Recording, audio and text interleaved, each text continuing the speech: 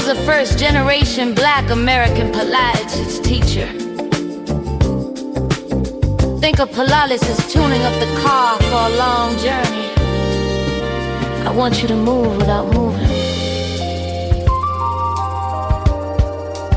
No matter where you go, you have to remember your center. Let your mind direct your body. It's really, really quiet. You got to know where your strong point is. And as you get better, try and go to the weak point.